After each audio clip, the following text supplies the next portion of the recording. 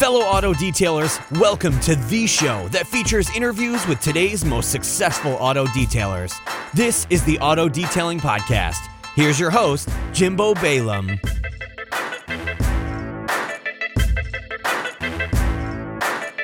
What's up, everyone? It's Jimbo Tweener, and I'm obviously doing this one as I'm cleaning my car again. That's where I like to do these in-betweeners, so hopefully I don't start breathing too heavy or background noise or whatever. But I just, again, when stuff comes across my plate, I just feel like I'm not the only one going through this stuff. So I really want to, when it happens to me, I want to be vulnerable and share it with you guys to help you guys when you come across this situation. So today, I think the topic of this in-betweener is going to be trust your gut. Now, I've learned, and I think it is kind of a learned thing to be able to monitor, but trusting your gut instinct, especially in business, can really prove to save you a lot of hassle. So sometimes I call it spidey senses, sometimes I call it my gut, sometimes I call it all these different things, my intuition, if you will. But what I've really tried to hone in is that initial gut feeling you get when you come across a situation. And so the situation I've come across before, when I was back doing a lot of fleet washes, it was like, if I was uncomfortable, my gut was telling me that the area I was in was uncomfortable. I would try to fight against that, but more times than not, it would tend to lend itself to be true. Or a customer, if I was getting kind of weird vibes from a customer, kind of like when I talked about in the episode, the customer that I was just getting weird vibes from him, and then he ended up telling me that the car looked worse after I detailed it, even though I knew the products I was using were actually filling the imperfections that he couldn't even see anymore. Anyway, so I had that kind of situation happen again to me today that didn't actually turned out better than I thought, because I'm learning how to handle these situations a little bit better and kind of hit them right on the head versus let the customer explode. So here's the deal. 32-foot RV customer calls me about 2.5 months ago, wants his RV done. I give him a ballpark price over the phone because I don't do any pricing, any exact pricing via the phone at all. No matter what the service is, it's always a ballpark price with final price determined once I can see the vehicle, RV, whatever. So tells me it's a 32-foot RV, no problem. Give him a ballpark price on it for a wash and a wax, and to do the roof, exterior only, of course. So then he doesn't want to schedule. I happen to be having a little procedure done, so I wasn't going to be able to do it right when he wanted it done. So he says, I'll call you back and we could schedule it. Well, a couple months go by. He calls me out of the blue, wants to get it done. No problem. We set up an appointment, and right then is when I initially started to feel like, something's not right here. Why did he wait so long to get it done? I don't know. I couldn't really pinpoint it, but again, my gut is telling me, something's not 100% right here. So we scheduled the appointment. He cancels the appointment, and I give him, he cancels via text. I text him right back immediately with a couple other appointment times, and he doesn't respond. So I chalked it up as fine, he doesn't want to do it, all good, move along. Well, he calls me the night before one of the initial time slots that I had given him to do it. So say it was Monday at 9 a.m. He calls me Sunday night saying, hey, I just got your text. It just came through. I don't know why. His words, not mine. Your text just came through. Are you still available tomorrow morning? Which my answer was absolutely not. I don't, even if I had that time available, I don't schedule that close because, frankly, I just don't want him to think that my schedule's that open. So I say no, but I give him a couple other times, schedule him for that. All the while, I'm getting this spidey sense. My gut is telling me don't do it.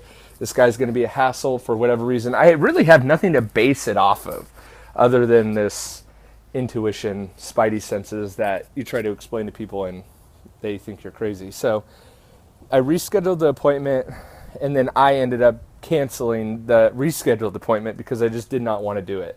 Because I wanted to start listening to my gut and saying, you know what, no, my gut's telling me no, I'm just not going to do it. I'm going to walk. The hard part is that it's money, right? And it was good money in this case.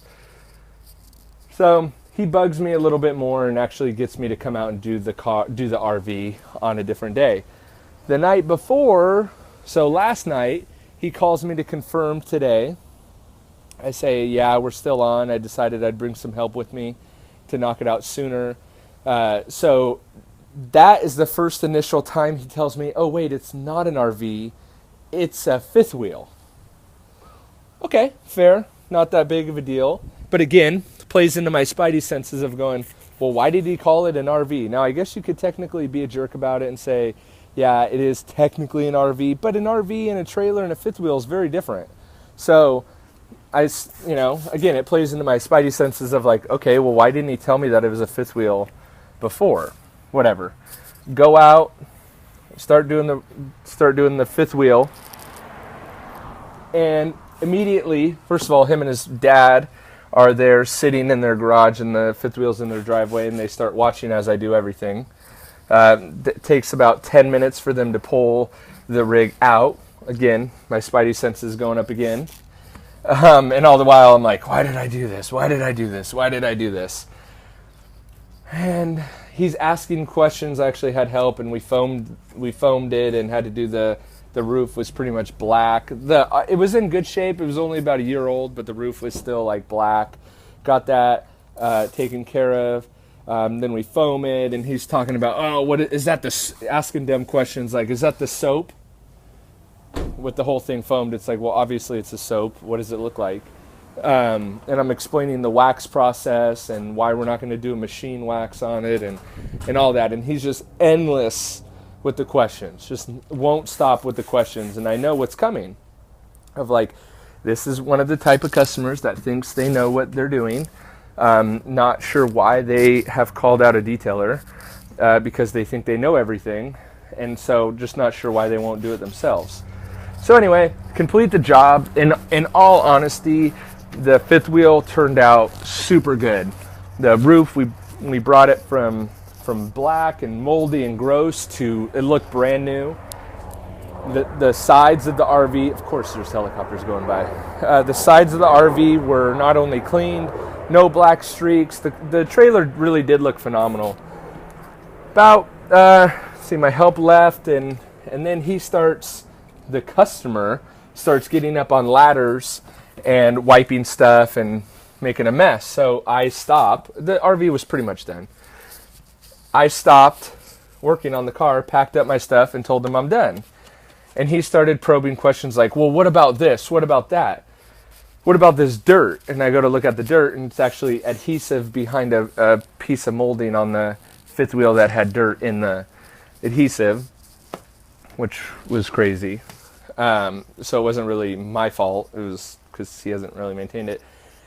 Anyway, this and that. So I finally, since I knew that this was going to happen, my spidey senses, and the whole purpose of this episode is to trust your gut and just don't do it. The fact of the matter is, though I got paid for it, though he wasn't that much of a hassle, I still had to be a little bit of aggressive. I had to be a little aggressive with him, and I don't really like doing that. I had to be a little confrontational with him because he thought he was going to try to strong-arm me. So I had to be aggressive with him and say, hey, look, this is my rule. Though I'm here and you hired me, this is my rule. And this is really what I said to him. This is my rule. The second a customer starts working on the vehicle, RV, trailer, whatever you want to call it, I stop working. Because you start creating more work for me that you're not paying me for. This RV, this trailer, whatever, looks phenomenal. Brought it way back. It's 150% better than it was when I got here. The second you start working on it, I stop working. So you started working on it, and the second you started working on it, I stop. So all these little things that you're talking about now, I'm not concerned about because maybe you put them in there. Because that's what I've had in the past is the customer say, oh, that'll buff right out, just watch, let me do it real quick. And then they do it and they make a bigger mess, and then I have to clean up the mess that they made. So the second, and I'm explaining all this to them. So the point is, trust your gut. Trust your gut. Don't Just trust your gut. If you don't feel good about a situation, you don't feel comfortable with the situation, walk away. It's much better to walk away because this situation, even though it worked out good this time, it could have worked out really bad. And that's, as I've shared on the podcast, what's happened before, where the situation actually turns out really bad. So the point is, like I've documented, and again, this is more of a documentation than anything, but I get so many people that reach out and say, oh man, that situation totally helped me. Your experience helped me deal with this customer and blah, blah, blah, blah. So that's why I want to kind of document these because no one really talks about it. So again, handle the situation like you're the owner of the business because you are, and you're in control, and you do know more than your customers. So you got to act like that without being a total jerk, obviously. You don't need to be a total, you don't need to be a total jerk back like that guy was being to me, and I'm not trying to be butthurt or anything like that. It was just, I knew that I did a good job, and I wasn't going to take crap from anyone about it because the rig did look really good, and just because I don't do work in the fashion that some people think that it needs to be done doesn't mean I'm doing it wrong, and neither should you. So that's my little tidbit for today of just own it. You're the owner. You started this company because you want to be your own boss, and you got to act like that.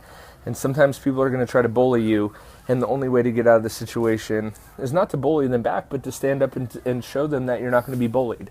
So I walked out of there, got paid cash, right? So there's no, he can't take the money back from me. I made sure I got paid that day. It was very clear on what the price was.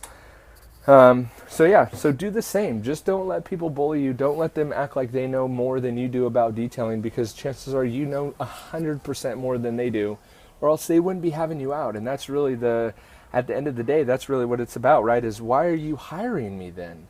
If you have the time to sit out here and watch me, and then you want to critique me and then belittle my work, why did you even hire me in the first place? So and you could say it right in that tone, right? And then it kind of puts in question to them of like, why'd you even hire me? Why am I even here? I didn't call you to solicit the work. You solicited me. But if you can do it, and you know what products are better, and you don't think my work is good, why did you even call me out? And then it puts it back on their end of like, oh yeah, maybe I don't know everything. So again, this isn't for every customer. This isn't how you want to totally run your business of being like this staunch kind of asshole person.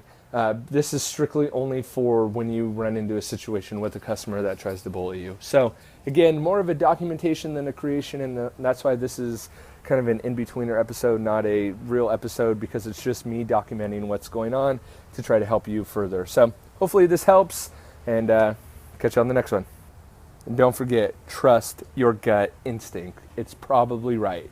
8 out of 10 times it's going to be right, just like mine was. Luckily, I got out of this one a little unscathed. So there we go.